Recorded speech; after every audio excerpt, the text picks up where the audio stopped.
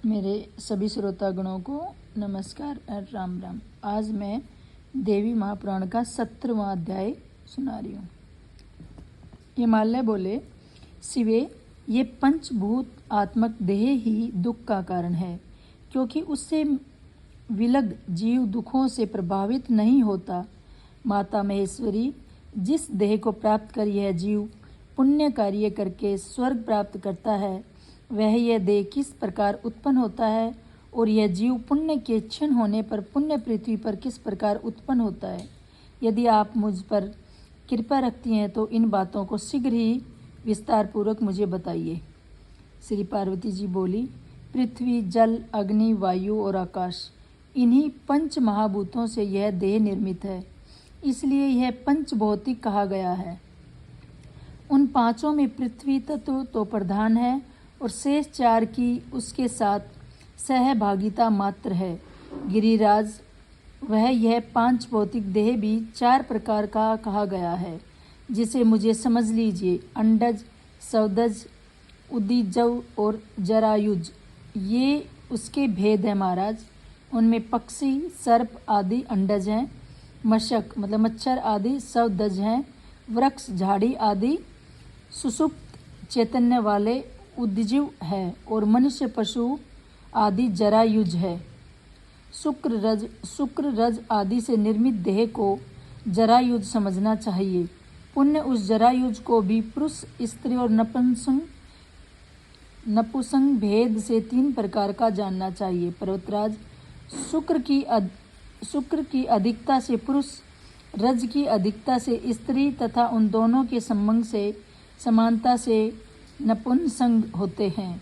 अपने कर्मों के वशीभूत जीव ओस कणों से संयुक्त होकर पृथ्वी तल पर गिरने पर धन्य वनस्पति के बीच पहुंचता है। वहां रहकर चिरकाल तक कर्म भोग करता है। पुण्य जीवों के द्वारा उसका भोग किया जाता है। तदंतर पुरुष के देह में गुह्य इंद्रियों में प्रविष्ट होकर वह वीर्य रूप हो जाता है। उसी कारण से वह जीव भी वीर्य में सन्निविष्ट हो जाता है। यहाँ पर सृष्टि परंपरा की निरंतरता की ओर संकेत है। संक्षेप में कर्मफल भोग के अनंतर शेष कर्मों से अविष्ट जीव आकाश, वायु, अग्नि, जल, पृथ्वी तथा औषधि, पुष्प, फल, अन्न आदि के रूप में देहांतर की प्राप्ति करता हुआ स्त्री पुरुष के द्वारा अन्न आदि का भोग करने पर वीर्य तथा रजस के रूप में उनका पुण्य विपरिणाम होता है और पुण्य, वीर्य तथा रजस और फिर प्रकार अवंतभूत अवधित सृष्टि प्रक्रिया के प्रति जागरूक करने के लिए भगवती का उपदेश है। महामते, तत्पश्चात ऋतुकाल में स्त्री के साथ पुरुष का संयोग होने पर वीर्य के साथ साथ वह जीव भी माता के गर्भ में पहुंच जाता है। राजन, रजोधर्म के चौथे दिन से लेकर 16वें दिन तक ऋतुकाल कहा गया है। पर्वत श्रेष्ठ विषम दिन में समागम करने से स्त्री और सम दिन में समागम करने से पुरुष की उत्पत्ति होती है। पिताजी, ऋतु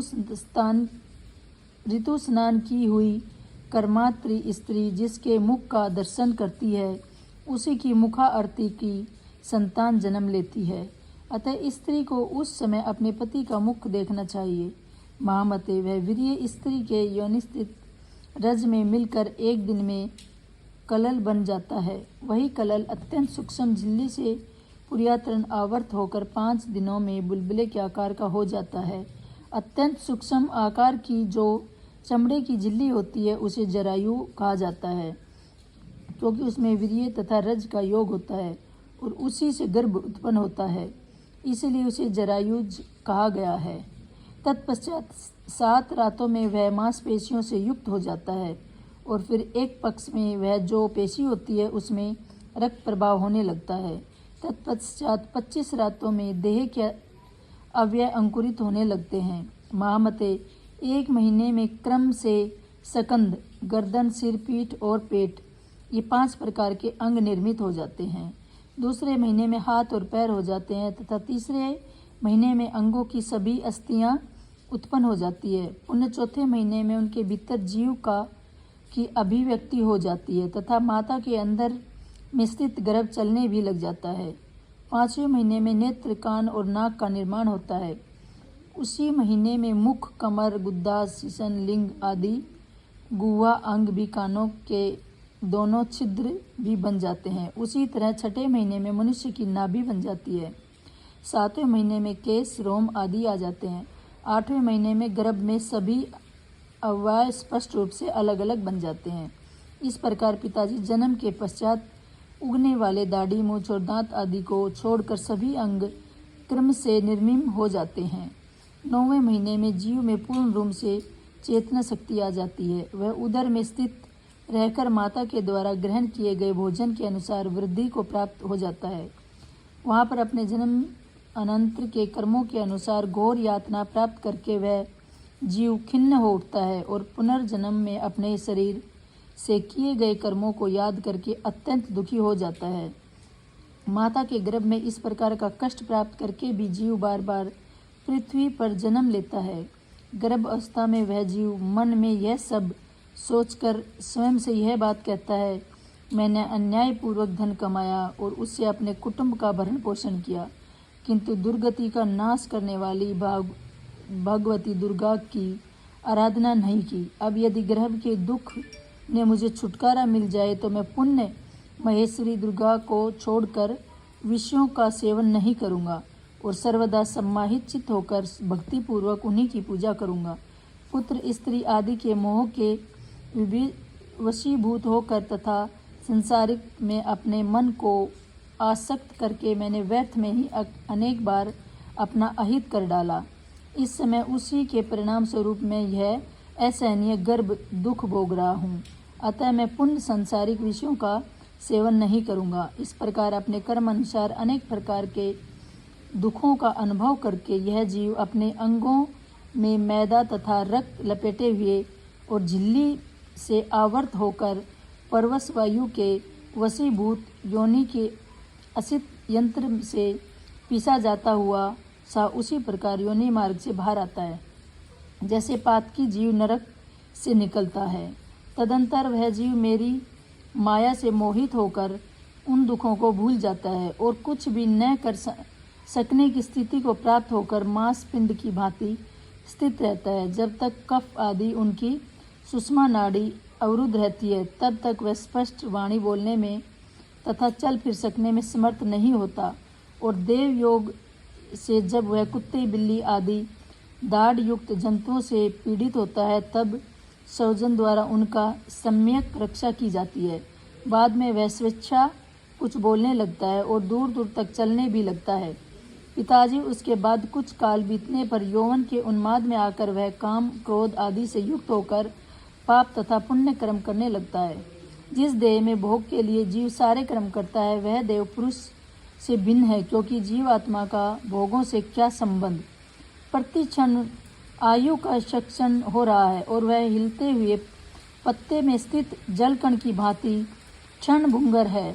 महाराज, विषय वासना संबंधी सभी सुख सौपन के समान हूँ, फिर भी जीव के अभिमान में कोई कमी नहीं होती। मेरी माया से मोहित हुआ जीव यह सब नहीं देखता, वह भोगों को शाश्वत समझकर केवल उन्हें ही देखता है। मधुर, आयु का पूरा हो जाने पर काल जीव को अकस्मात उसी भांति ग्रास कर लेता है जैसे सर्प अपने पास आए हुए मेंढक को क्षण भर में ग्रास कर लेता है। महान कष्ट की बात है कि यह भी जन्म व्यर्थ बीत गया और इसी प्रकार दूसरा जन्म भी व्यर्थ ही चला जाता है। विषय भोगों का सेवन करने वालों का उद्धार होता ही नहीं। अतः आत्म तत्व का विचार करके वासना आत्मक सुख का परित्याग कर शाश्वत ऐश्वर्य का तात्पर्य भौतिक ऐश्वर्य से नहीं, करण से शाश्वत होते ही नहीं। पंडेश्वर मन परमात्म प्रभु की प्राप्ति ही शाश्वत ऐश्वर्य की प्राप्ति की कामना करते हुए मेरी उपासना से तत्पर रहना चाहिए, तभी ब्रह्म में स्थिर संबंध बनता है। अपनी आत्मा को देह आदि से पृथक निश्चित करके मिथ्या ज्ञान जनित देह आदि की ममता को त्याग कर देना चाहिए। पिताजी, यदि आप सांसारिक दुखों से छुटकारा चाहते हो तो एकाग्रचित होकर भक्ति पूर्वक मुझे ब्रह्म रूपणी भगवती की आराधना कीजिए। इस प्रकार श्री महाभागवत पुराण के अंतर्गत श्री महाभगवती उपनिदेश के में ब्रह्म विद्या योग शास्त्र के अंतर्गत पार्वती हिमालय संवाद में ब्रह्म योग देश वर्ण नामक 17वां अध्याय पूर्ण हुआ। नमस्कार।